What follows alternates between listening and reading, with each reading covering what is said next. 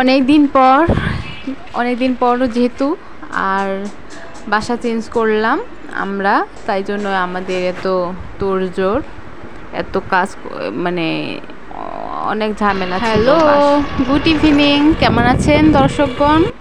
দেখতেই পাচ্ছেন ঈদ আসছে বলে চলে গেলাম নিউ মার্কেটে শপিং করব অনেক প্রচুর পরিমাণে।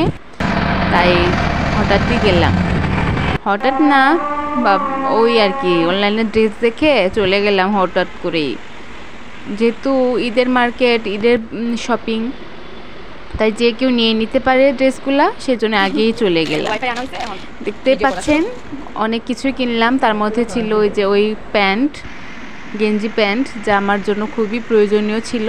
আর এদিকে ঈদের জন্য গ্রোসারি আইটেম কিনে আনা হলো। মেহেদিও মাখলাম, দেখতে পাচ্ছেন খুব সুন্দর করে না মাখতে পারলেও একটু হলেও ভালো হয়েছে, কম বেশি।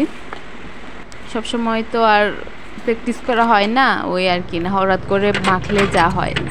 তারপর সকাল সকাল ঈদের দিন চলে গেলাম বাজার করতে, কাঁচা বাজারও না, সেই মাংস, যেহেতু ঈদ বলে কথা সেজন্যই মাংস কিনলাম।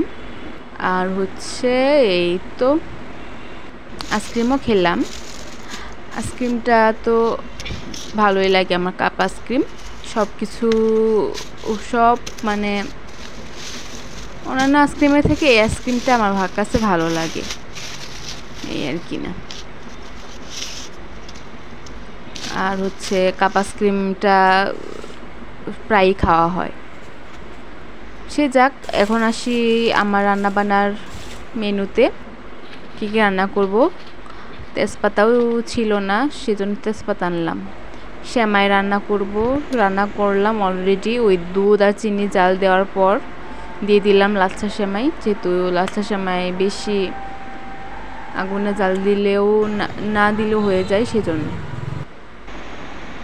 আর হচ্ছে আবার চলে গেলাম দোকানে, কি জানি আনতে মনে পড়ছে না, আবার মনে হয় ওই গরম মশলা দারচিনি আনার জন্যই গেলাম। সব কিছু রেডি করলাম। আর ঈদের দিন প্রথমে গ্যাসই আসে নাই, তারপরে তো ওই আন্টির একটা টিনের ছিল, সেটা দিয়েই রান্না করলাম লাকড়ি দিয়ে। আর হচ্ছে কি কক মুরগি কিনে আনলাম আমি নিজেই। আমার স্বামী হচ্ছে গ্রামের বাড়িতে গিয়েছে, সেজন্য গ্রামের বাড়িতে যাওয়ার কারণে আমি একা হাতেই সব করলাম, নাহলে ওই কিন্তু করতো। এই পোলাও মাংস রান্নাটা বেশ ভালো সে পারে, আর আনতে সে কখনোই না করে না, এই আর কি। গরম মশলা দিলাম পোলাও রান্নাতেও, আর গরম মশলা সব কিছু দিয়ে দিলাম লাস্টের দিকে। প্রথমে একটু দিয়েছি, লাস্টের দিকেও একটু দিয়েছি, তারপর ঢেকে দিলাম। আমার জামাই তো বললো যে সে নাকি খেয়ে আসবে, তাই আমি যেন একার জন্যই রান্না করি পোলাও। আর আমার একার জন্য হয়ে গেল, সবটুকু আমি খেয়েছি প্রায় পোলাওটা, আর হয়েও গেছে আমার জন্যে, আর কি না। দেখতেই পাচ্ছেন ঘর মোছামুছি করলাম, গোসল করলাম।